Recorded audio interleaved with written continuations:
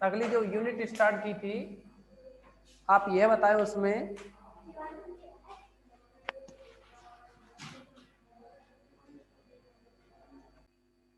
तो स्टूडेंट्स, जैसा कि आपको हमने मानक की डेफिनेशन लिखा दी थी, नॉर्म ऑफ ए पार्टीशन। इसके बाद में आप हेडिंग डालिए, सॉरी उसके बाद में लिखेंगे आप माना माना टी के विभिन्न मान T0, T1, T2, T3, Tn के संगत। माना टी के विभिन्न मान T0, T1, T2, T3, Tn के संगत वक्र पर बिंदु क्रमशः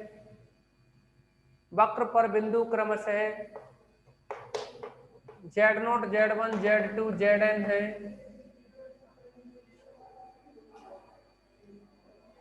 Z1, Z2, Zn है।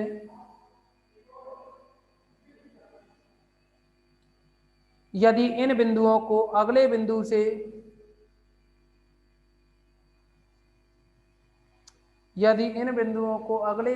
से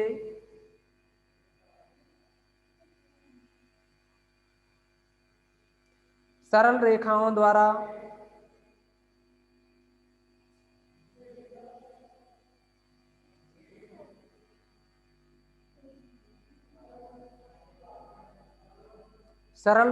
द्वारा मिला दिया जाए तो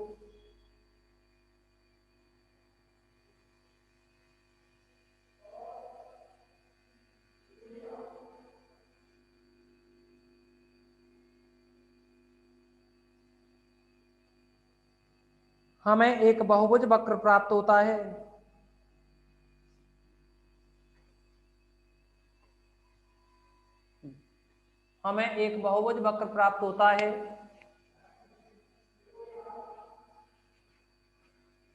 स्टूडेंट है क्या? हमें एक बहुभुज वक्र प्राप्त होता है जिसकी लंबाई, कल आपको ये सब कुछ बता चुके थे हम, sigma k = 1 to n zk - 1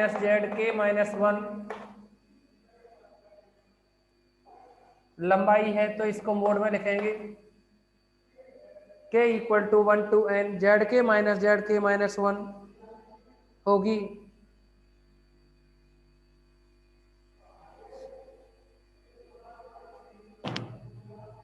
यदि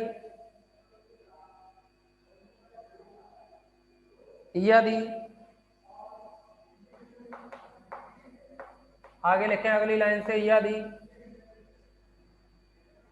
सुप्रीमम ऑफ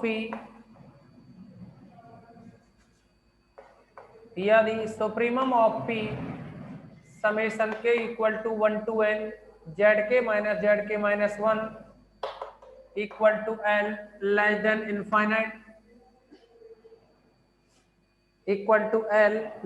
infinite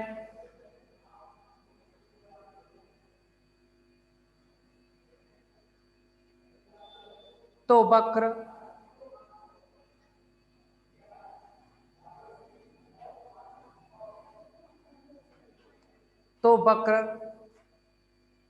चापकलनीय वक्र कहलाता है। तो वक्र चापकलनीय वक्र कहलाता है।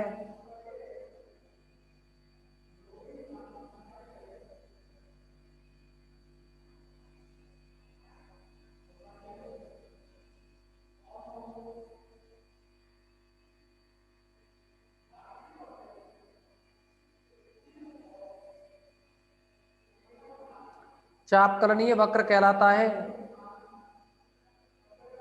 और स्मॉल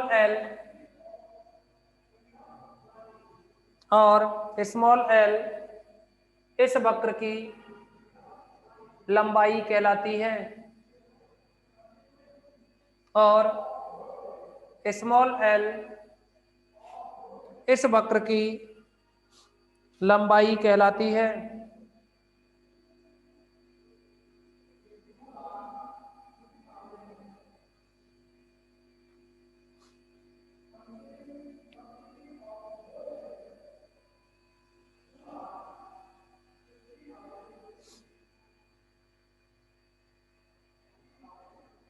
नेक्स्ट हेडिंग डालेंगे सतत चाप।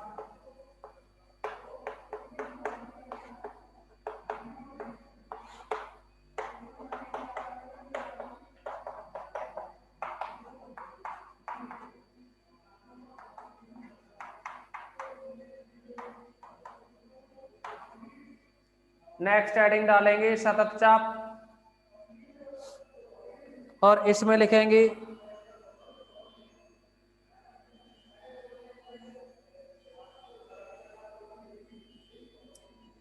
यदि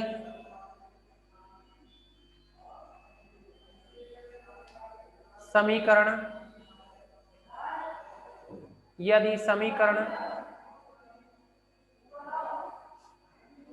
z equal to x t plus iota by t में, यदि समीकरण z equal to x t plus iota by t comma t belongs to alpha beta में, comma t belongs to alpha beta में, यदि समीकरण z equal to x t plus iota by t t belongs to alpha beta में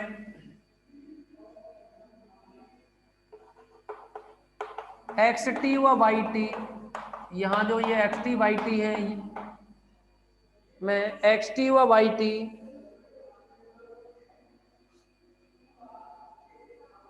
सतत फलन हो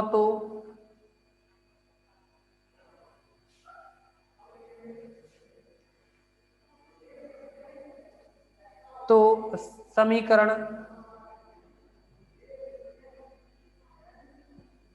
समीकरण एक सतत चाप को व्यक्त करता है।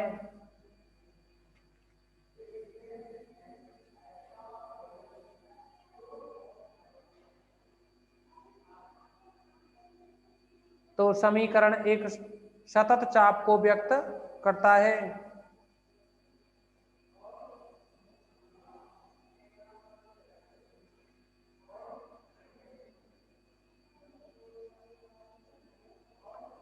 नेक्स्ट हेडिंग डालेंगे बहुल बिंदु। नेक्स्ट हेडिंग डालेंगे सभी बहुल बिंदु और बहुल बिंदु में लिखेंगे, देखिए टी के एक से अधिक मान के लिए अगर ये संतुष्ट हो जाए तो बहुल बिंदु कहलाते हैं ये मान टी के। तो लिखेंगे इसमें हेडिंग डालिए अपने बहुल बिंदु और इसमें लिखेंगे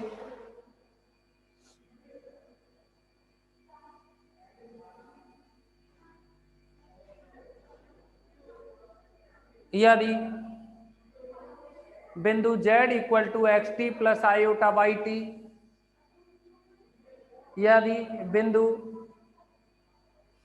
z equal to x t plus iota by t t belongs to alpha beta,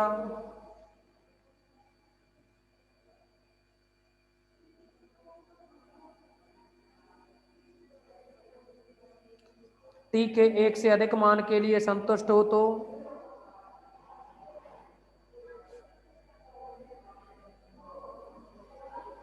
t के एक से अधिक मान के लिए संतुष्ट हो तो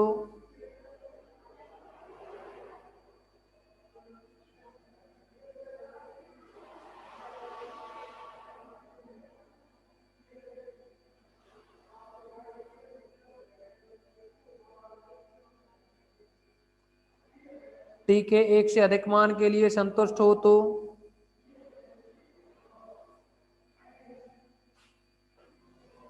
बिंदु z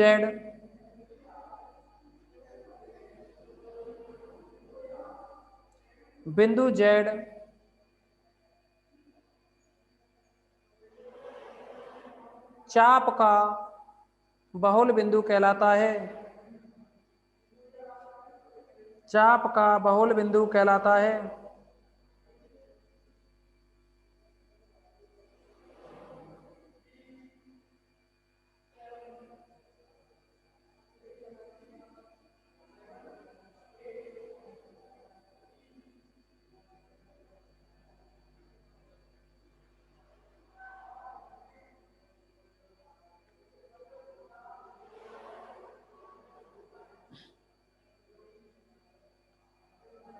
आगे हेडिंग डालेंगे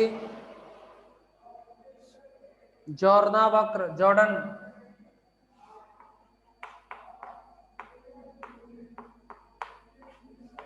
जॉर्डन वक्र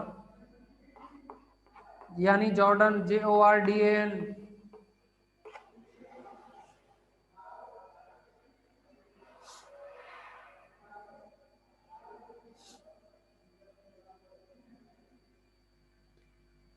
इसमें लिखेंगे बिना बहुल बिंदु वाला सतत चाप,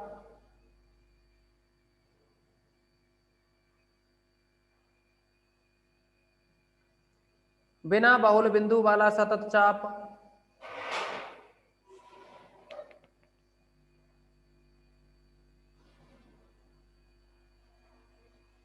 विवेक 7वां चैप्टर चल रहा है ये। इसमें लिखें बिना बहुल बिंदु वाला सतत चाप जॉर्डन वक्र कहलाता है।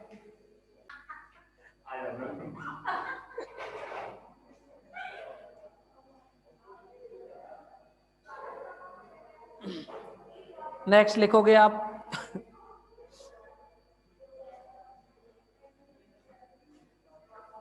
आपने हेडिंग डाली थी जॉर्डन चाप की, इसमें लिखा बिना बहुल बिंदु वाले सतत चाप, बिना बहुल बिंदु वाला सतत चाप जॉर्डन चाप कहलाता है। इसके बाद नेक्स्ट हेडिंग डालोगे नियमित चाप, नेक्स्ट हेडिंग डालोगे रेगुलर आर्क नियमित चाप, नियमित चाप।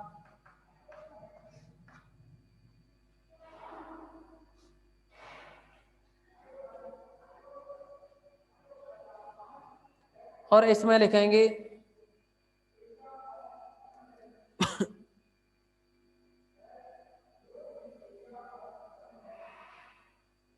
बिंदु z equal to xt plus iota by t, इसमें लिखेंगे बिंदु z equal to xt plus iota by T,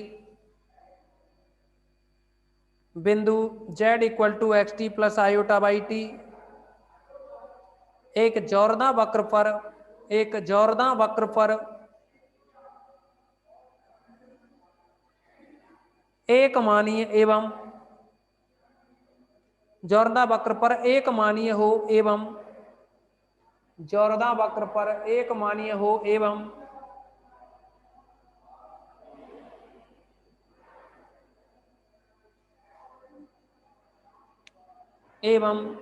close interval alpha beta में, एवं क्लोज इंटरवल अल्फा बीटा में टी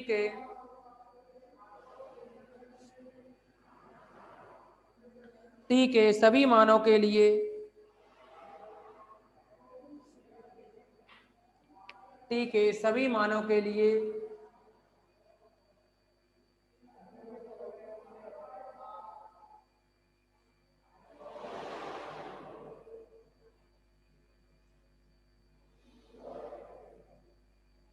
टी के सभी मानों के लिए xt बाई टी,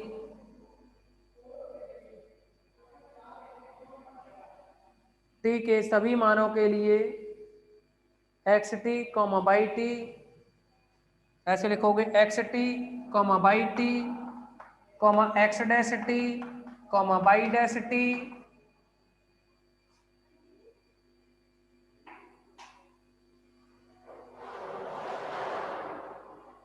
सतत फलन हो तो,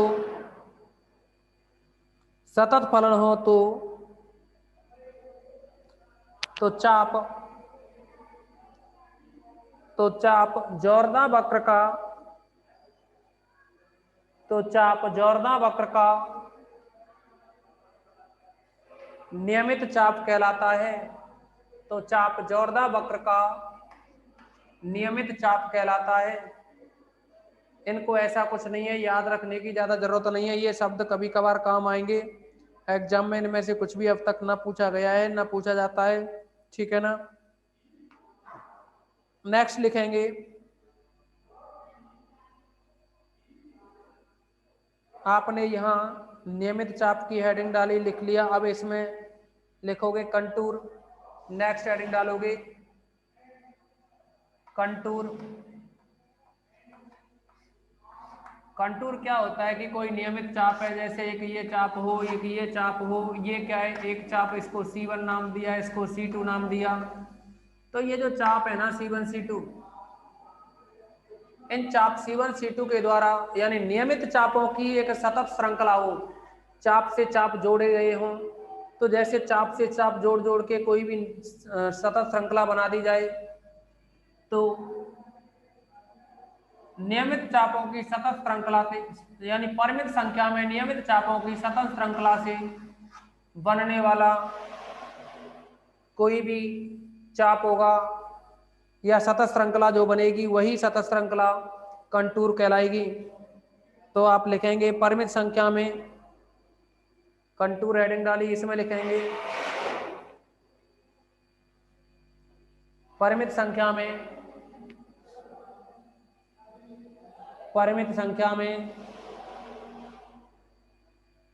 नियमित चापों की सतत श्रृंखला से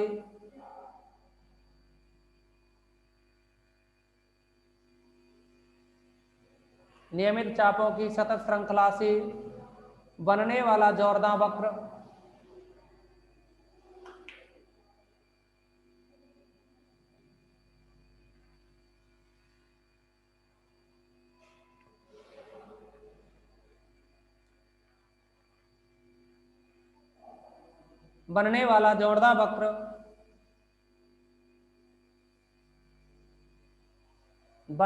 जॉर्दान वक्र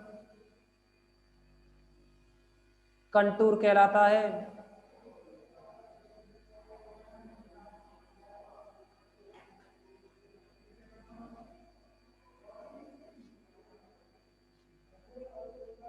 नेक्स्ट हेडिंग डालोगे समृत कंटूर, समृत यानी बंद यानी क्लोज्ड।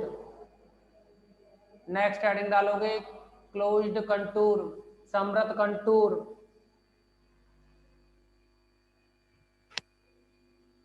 और इसमें लिखेंगे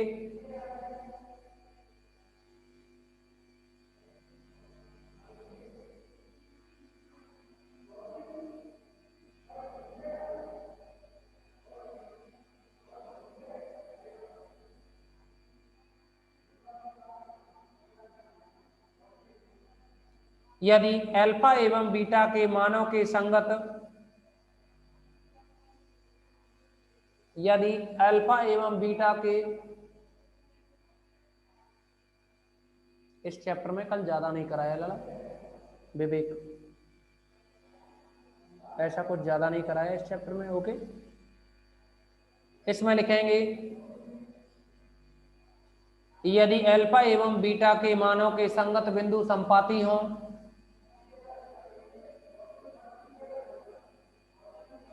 एवं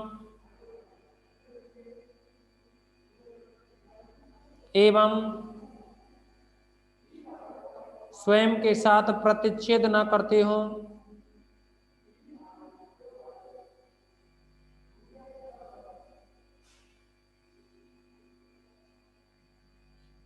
एवं स्वयं के साथ प्रतिच्छेद न करता हो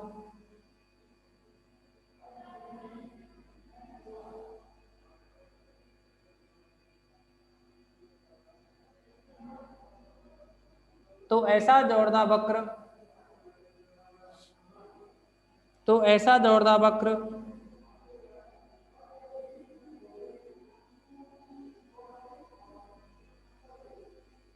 समृत कंटूर कहलाता है।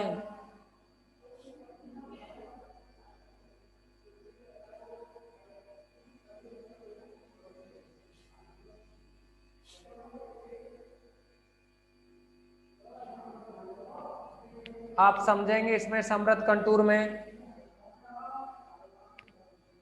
देखिए ये जो वृत्त बनता है ना, ये एक समृत कंटूर है।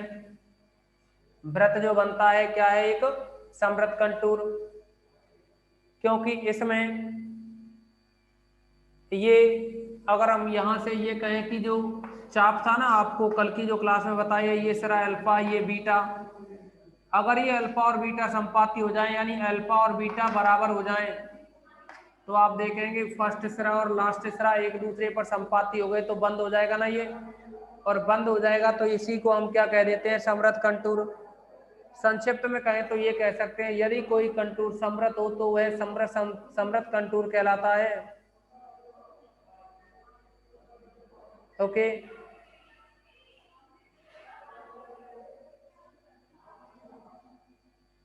नेक्स्ट हेडिंग डालेंगे समाकलन की रीमान परिभाषा।